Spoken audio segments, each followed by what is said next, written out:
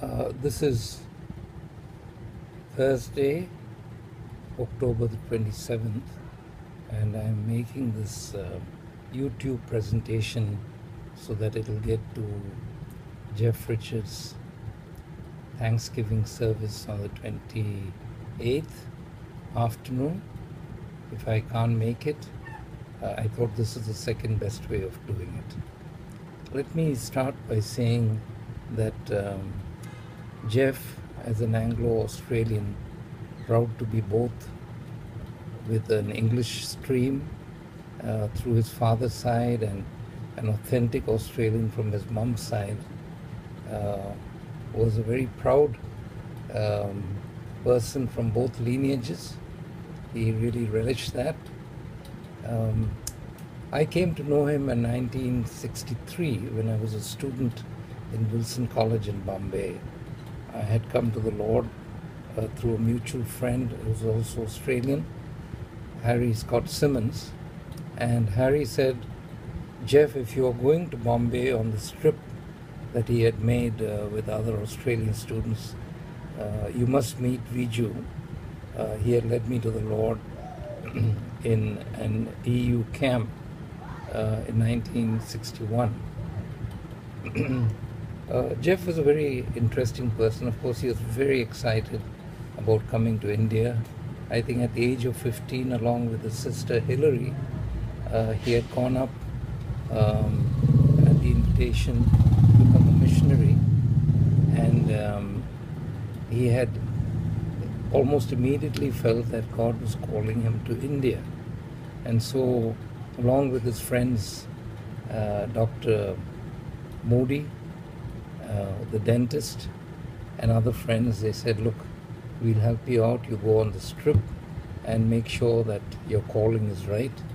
And he came in 1963, and after he finished his graduation in English literature in Monash, he turned up in India and joined Jaipur University in Rajasthan, where he almost got kidnapped, or shall I say hijacked, by a Rajasthani princess. Fortunately, I think he held his cool, and she was sneaked away by her parents, lest she fall for this Australian young man. Geoff was a lover of English literature and the English language, and he had a tendency to correct everybody's grammar and language. For instance, he said to me, when I said, "I would like to fall prostrate," I meant I wanted to fall prostrate before the Lord. He said, "Viju, it is prostrate and not prostate." And he was never at a loss for words, always very verbose. And he was an incredibly fast reader. I remember letting him read the book Shantaram, written by an Australian who had escaped out of a maximum security cell in Australia and had landed up in Bombay. Well, after a lot of interesting adventures, he finally was captured again, and Geoff sort of devoured the book in about 2 hours. It's a very thick, probably 700 pages, and he was able to actually absorb everything. My memories of him is number of things that come to my mind. One is his competitive edge in games, and I remember in one volleyball game he said to me, "I don't like to lose. That's an Australian trait."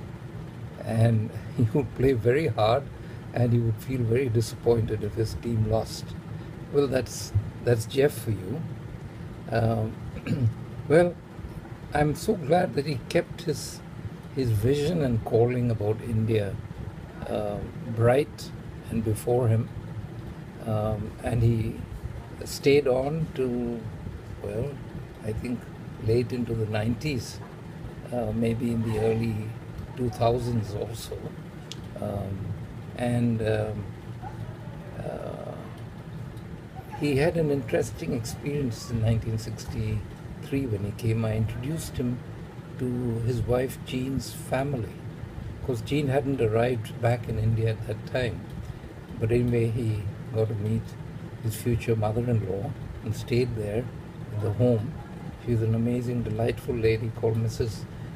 Christina Durham, whose husband started the gospel literature service.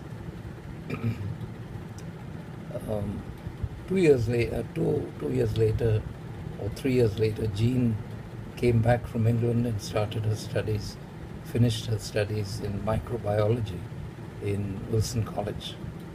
And during that time, I guess the two souls started to get closer and closer to one another. And finally something happened which actually probably moved them to tie the knot. We were on a jeep ride, Geoff, Jean and myself and two other friends, early one morning from a place called Rahuri where we had a camp, and we were going to the famous Aurangabad caves, the carved temple caves. And 4:30 or 5 in the morning, I was driving. It was a very cold night. The jeep was one of these old Willys jeeps, the army jeeps, and the sides were covered. And suddenly a water buffalo, started his way across the road. Had come from the side and started to walk across the road. Now, I hadn't known then that water buffaloes do not turn back once they've started in a direction. And I tried to go in front of the buffalo, and the whole jeep flipped 2 times, and I found myself under the jeep and the rest of them in real chaos. Geoff was out first, and the first thing he looked for was nobody else except Jean, who was sitting next to him, and she had fainted. So he took her up in his arms and looked at her and said, well, maybe she'll make a good wife. And I think that's where it actually started. Well, it may have started before, but that's probably what clinched it. And 1968, they were married. Geoff didn't need too much persuasion, but I must credit myself to tipping him over the cliff, saying that, look, Jean is the right person for you, and you do not need to doubt anymore. So it was a 1968 June wedding.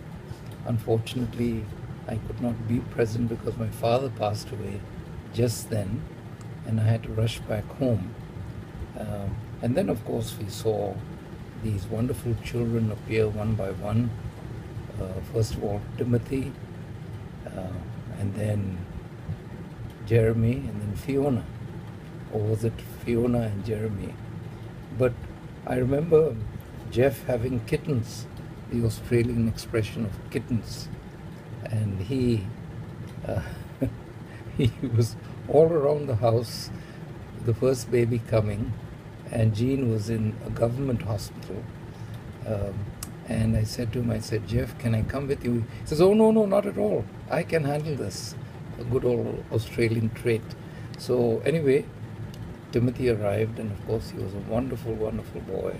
And who can say enough about him, that he had a magnificent testimony in his school as head boy. And of course we were all so sad to lose him. And then of course you had Jeremy and Fiona arrive. They're around the age of my own children. As a matter of fact, I've got some lovely pictures of them, both of them. Well, what else can I say? That Geoff was also a person who loved to keep in touch, especially with his sister-in-law Myra, who is in England, and unfortunately she cannot be here. And she kept in touch with her in England, and then they lost, at least Jean's brother, who was in Canberra, passed away And I'm so glad that his Ivar's wife and children are here today. And I trust that the Durham legacy will carry on with the children, because they were amazing, an amazing couple, Wilf and Christina Durham. I've got a few more things to say, and that's particularly about Geoff's special Barnabas trait. He was basically an encourager. He was many things besides being a writer and a speaker, but above all, he was a good friend to many, many people, and I think he thrived on Facebook. I do not know how many people he kept in touch with, but I imagine it was definitely more than 100. And he would reach out to the lonely and the hurting. There are many things that come to my mind when I think of Geoff, and I'm sure with all of you too.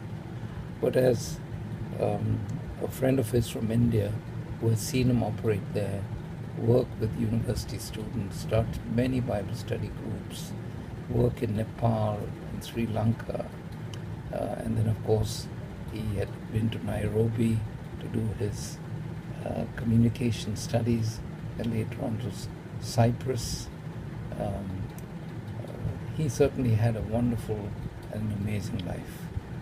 And I think as a missionary, I would commend his example to many of you sitting here today. And that's what my message will be now from Isaiah chapter 6.